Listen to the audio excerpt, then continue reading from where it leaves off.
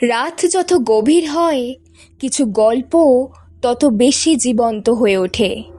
আজকের গল্পে একটি পুরনো চিঠি খুলতেই জেগে ওঠে 25 বছর আগে চাপা পড়ে থাকা স্মৃতি। সেই স্মৃতি ধীরে ধীরে নিয়ে যায় এক নির্জন পরিত্যক্ত বাড়ির ভেতরে। আর তারপর যা ঘটে তার কোনো যুক্তি নেই, কোনো ব্যাখ্যা নেই। তাই গল্পটা শেষ পর্যন্ত অবশ্যই শুনবেন, কারণ শেষের কয়েক মিনিটই বদলে দেবে পুরো গল্পটার অর্থ। নমস্কার, গল্পকথা চ্যানেলে আপনাদের সকলকে জানাই আন্তরিক স্বাগতম। আমি রিম, আর আজ আমি নিয়ে এসেছি এমন একটি রহস্যময় ও রোমহর্ষক গল্প যা শেষ পর্যন্ত না শুনলে হয়তো গল্পের আসল রহস্যটাই আপনার অজানা থেকে যাবে। তাই ভিডিওটি শেষ পর্যন্ত অবশ্যই দেখবেন। আজকের গল্প 25 বছর পরে।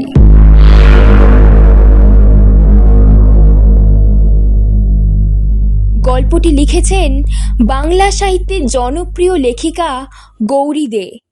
তার সহজ অথচ রহস্যে মোড়া গল্প বলার ভঙ্গি পাঠককে ধীরে ধীরে এমন এক অজানা অন্ধকারের দিকে নিয়ে যায় যেখান থেকে শেষ পর্যন্ত চোখ ফেরানো যায় না। তাহলে আর দেরি না করে চলুন শুরু করা যাক আজকের গল্প 25 বছর পরে।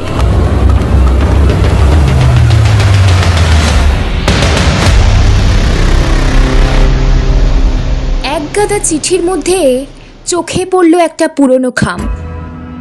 অন্তত 7-8 বছর আগের তৈরি তো বটেই। খামটার গায়ে কাঁপা কাঁপা হাতে লেখা আমার নাম দেখে রীতিমতো কৌতূহলী হয়ে উঠল। তাড়াতাড়ি খামটা খুলে চিঠি পড়তে শুরু করল। কাগজটাও ময়লা, নিচে নাম লেখা সুমিত চন্দ্র। খুব পরিচিত মনে হলো নামটা, কিন্তু কিছুতেই মনে করতে পারলুম না সুমিত চন্দ্রের সঙ্গে আমার কবে কোথায় পরিচয় হয়েছিল। ভাবলুম চিঠিটা পড়ি, যদি বোঝা যায়।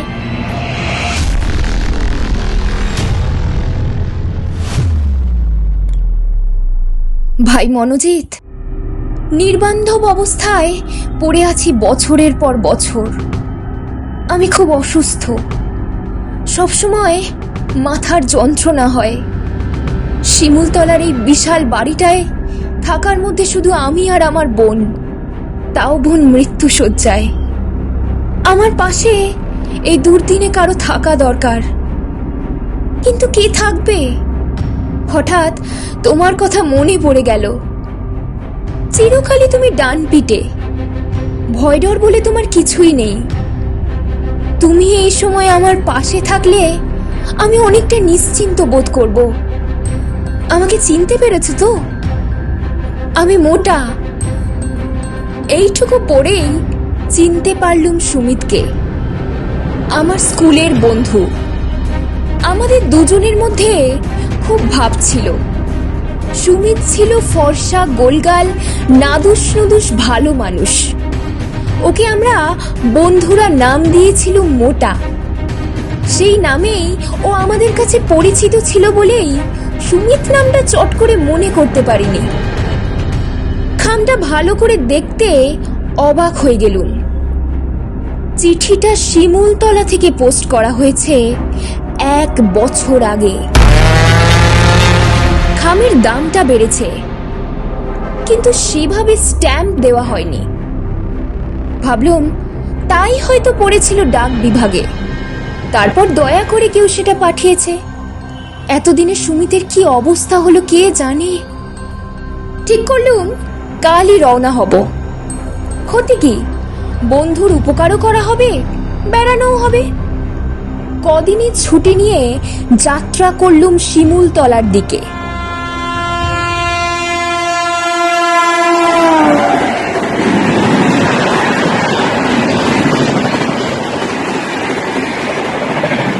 পৌঁছতে বিকেল হয়ে গেল। চিঠির তলায় ঠিকানা ছিল।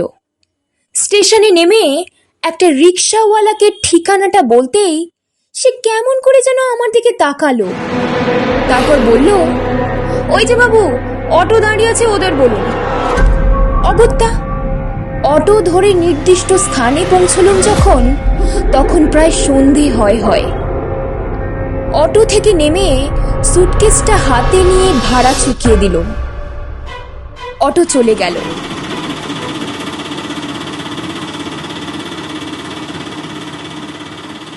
আমি দেখলুম আমার সামনে এক বিশাল বাড়ি।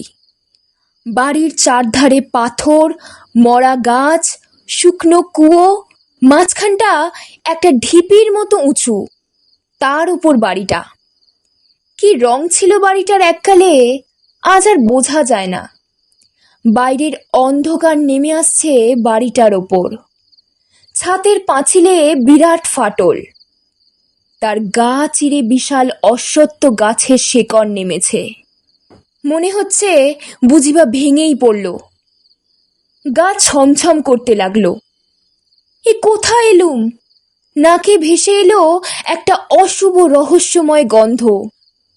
একবার মনে করলুম ফিরে যাই, কিন্তু ছোটবেলা থেকে সাহসী বলে আমার একটা সুনাম ছিল। সেই কথা মনে পড়তেই দৃঢ় পদক্ষেপে এগিয়ে গেলুম বাড়িটার দিকে। সদর দরজা ভেজানো ছিল। হাত দিয়ে খুলতে যাব, নিজে থেকেই খুলে গেল।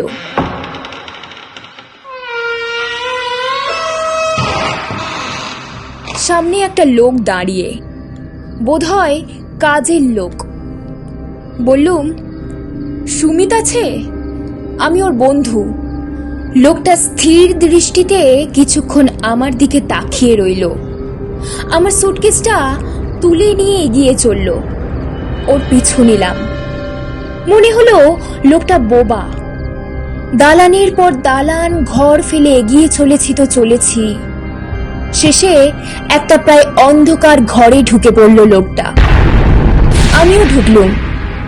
ইলেকট্রিকের আলো নেই, মোমবাতিও জ্বলেনি। দেখলুম একটা ইজি চেয়ারের ওপর একটা মানুষের দেহ। এতক্ষণে চোখটা অন্ধকারে শুয়ে গেছে। দেখলুম চেয়ারের গায়ে হেলান দিয়ে শুয়ে আছে একটা কঙ্কালসার দেহ। এই কি সুমিত? সেই কঙ্কালসার দেহে ঠোঁটটা নড়ে উঠল। বলল, মনোজিৎ, এসেছো? 25 বছর আগে দেখা সেই সুমিতের সঙ্গে এই সুমিতের কত তফাৎ। সমস্ত চুল উঠে গেছে, চোখের কোল ঢুকে গেছে, সেই ফুলো গাল ভেঙে ঢুকে গেছে গর্ত তৈরি করে। বললুম, সুমিত, এ তোর কি চেহারা হয়েছে রে? সুমিত হাসল। দেখলুম সে হাসিতে দাঁতহীন সুমিত আরো বিভৎস হয়ে উঠল। বলল, আজ 10 বছর ধরে ভুগছি। মাথার যন্ত্রণায় পাগল হতে বসেছি। বললুম, চিকিৎসা করাসনি? সুমিত বলল, করিয়েছি, কোনো কাজ হয়নি। কলকাতায় আমার কাছে চলে গেলি না কেন? পারিনি বোনের জন্য। বিয়ের পরই নিঃসন্তান অবস্থায় সে ফিরে আসে। তারপরে কঠিন রোগে পড়ে। তাকে একা ফেলে যেতে পারিনি। বললাম, কোথায় সে? কেমন আছে? সুমিতের গলাটা কেঁপে উঠল। বলল, পাশের ঘরে। ঘন্টাখানেক আগে তার মৃত্যু হয়েছে।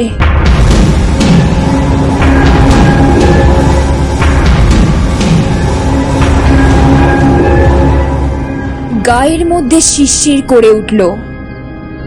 এই প্রায় অন্ধকার ঘরে একটা মৃতপ্রায় মানুষ, আর পাশের ঘরে একটা মৃতদেহ।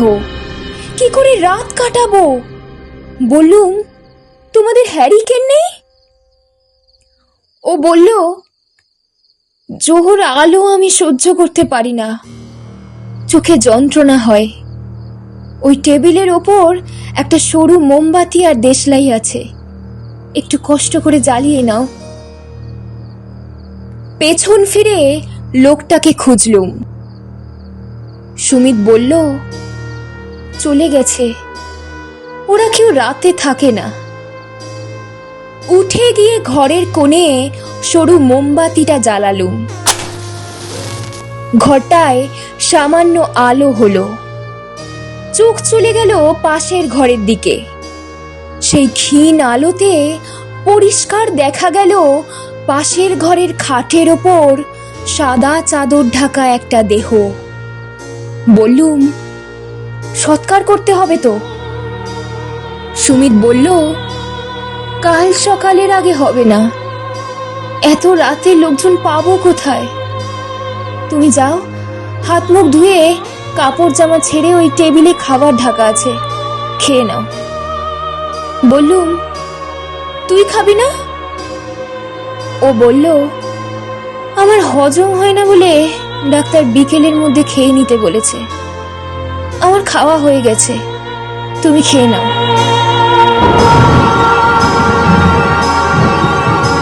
সব কাজ সেরে খাটে এসে বসল। সুমিতও এসে বসেছে খাটে, কিন্তু ওর সঙ্গে কথা বলবো কি? সমস্তক্ষণ চোখটা ওই পাশের ঘরেই চলে যাচ্ছে। আমার সামনে মধ্যিখানের দরজা, তাই সোজাসুজি ওই দিকেই চোখটা আটকে যাচ্ছে। প্রচন্ড অস্বস্তি হতে লাগলো।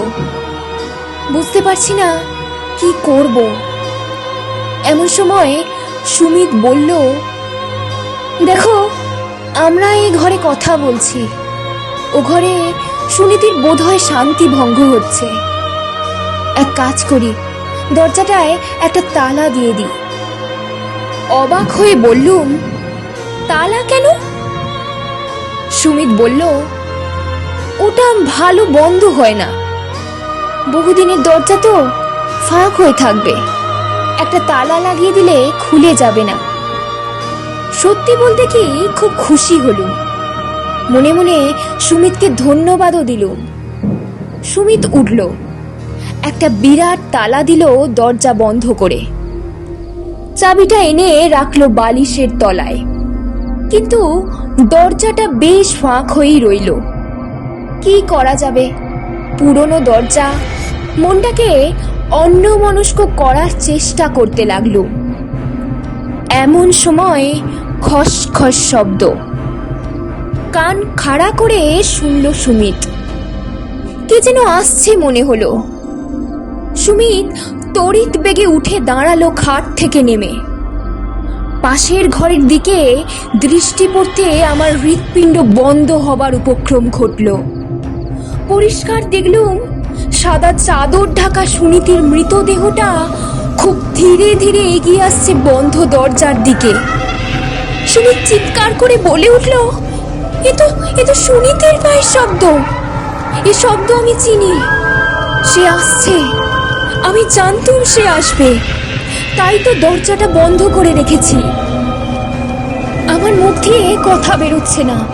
আমি পরিষ্কার দেখতে পাচ্ছি অন্ধকারের মধ্যে সাদা চাদর ঢাকা দেহটা দরজায় ধাক্কা দিচ্ছে। সুমিত পাগলের মতো ছুটে বেড়াচ্ছে ঘরের মধ্যে, বলছে, সুনীতি, কালই আমি তোমার সৎকার করবো বউ, তুমি একটু শান্ত হও। আমি খাটের পেছনে নেমে দাঁড়িয়েছি। পালাতে চাইছি, পা দুটো আটকে গেছে ভারী হয়ে, নাড়াতে পারছি না। সুনীতি ক্রমাগত দরজা নাড়াচ্ছে। পরিষ্কার দেখলুম দরজার তালাটা ভেঙে পড়ল। হাট করে দরজা খুলে গেল। দমকা বাতাসে নিভন্ত মোমবাতি দপ করে নিভে গেল। আর ঠিক সেই মুহূর্তে সুনীতির চাদরে ঢাকা সবটা ঝাঁপিয়ে পড়ল সুমিতের ওপর। একটা চিৎকার।